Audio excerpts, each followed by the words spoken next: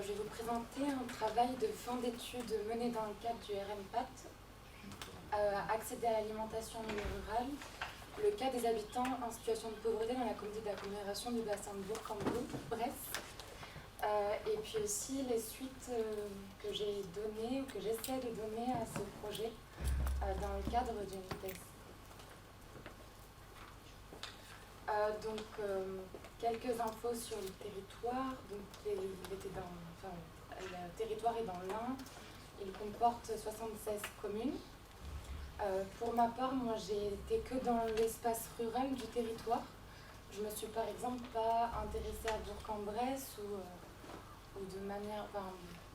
c'était pas au cœur de mon étude. Je suis davantage restée sur les lieux de distribution d'aide alimentaire qui se trouvaient dans les communes rurales et les lieux de distribution d'aide alimentaire de la Croix-Rouge, puisque c'était la seule association qui agissait sur l'alimentation, enfin l'accès des plus précaires à l'alimentation telle qu'elle soit dans l'espace rural de la communauté d'agglomération.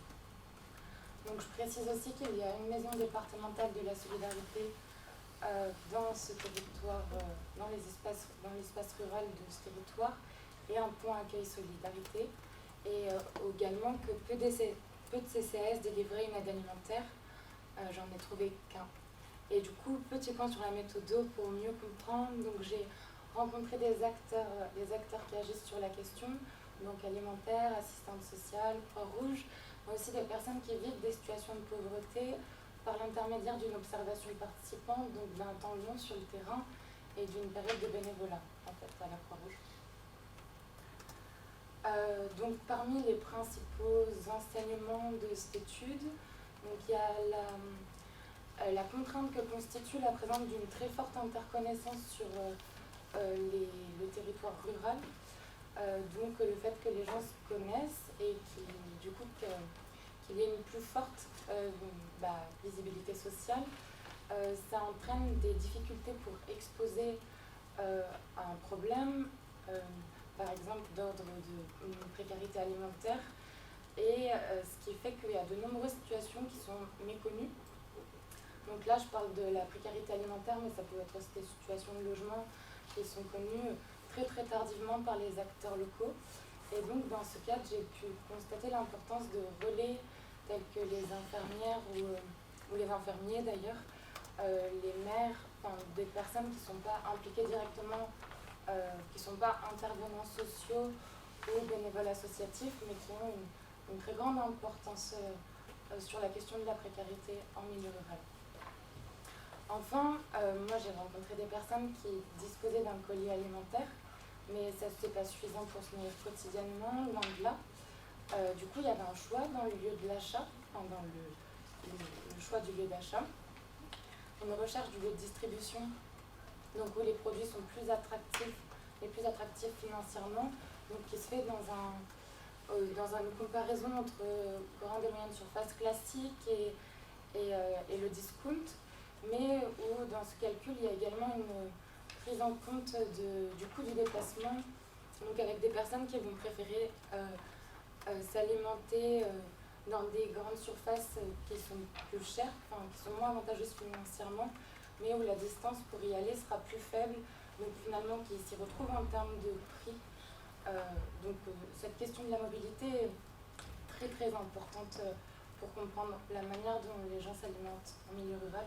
Moi, de cette première expérience, il me semble que c'est un peu central. Enfin, hormis les achats, les personnes rencontrées mettaient en place des stratégies pour se nourrir au mieux, donc des fins de marché, de la récup, mais beaucoup aussi valoriser la cuisine et le fait de congeler des produits, notamment parce qu'il y avait des distributions d'aide alimentaire qui avaient lieu une fois par mois, et que dans ce cadre, il faut stocker, il faut s'organiser, puisque sinon, on finira en général par jeter. Et le jardin, qui était une opportunité d'économie indispensable pour les personnes qui y avaient accès, mais pour beaucoup, quand même un rêve, une volonté d'y avoir accès, mais dans les faits, c'était beaucoup plus compliqué. Des personnes qui viennent de la ville, qui s'étaient installées pour cette raison-là, n'arrivaient pas à accéder à un jardin. Donc c'est pas le cas de tous. Et une exigence qualitative en matière d'alimentation. Donc moi je peux constater une très forte valorisation du fait de cuisiner. Enfin, c'était souvent répété par les personnes rencontrées. Mais pour autant des normes nutritionnelles qui sont source de tension. Et par exemple un discours sur les produits dits de qualité, enfin, qui sont pensés comme de la qualité, tels que le bio qui revenait régulièrement, qui était également source de tension, quoi. C'était pas... Donc ce premier travail m'a amené vers un projet de thèse dans le but de poursuivre cette étude, de savoir comment ça se passe sur d'autres territoires ruraux et avoir une diversité dans la ruralité étudiée aussi. Et du coup, l'un des postulats, une idée de départ, c'est que l'accès à l'alimentation est un reflet d'inégalité territoriale et que selon les territoires, il y a des différenciations dans la manière de prendre en charge cette question de la précarité alimentaire qui peut être entre les territoires urbains et ruraux, mais également entre les territoires ruraux eux-mêmes. C'est une recherche qui est guidée par 3 objectifs. Mieux connaître les difficultés d'accès à l'alimentation propres aux espaces ruraux et propres avec un S. Du coup, avec des différents territoires étudiés, ce que je disais, savoir si, par exemple, les résultats que moi j'ai trouvés restent sur un échantillon très faible de personnes. Donc ce serait élargir l'enquête pour avoir davantage de données et pouvoir faire une étude comparative en quelque sorte. Et puis identifier les actions mises en place sur les territoires et leurs relations.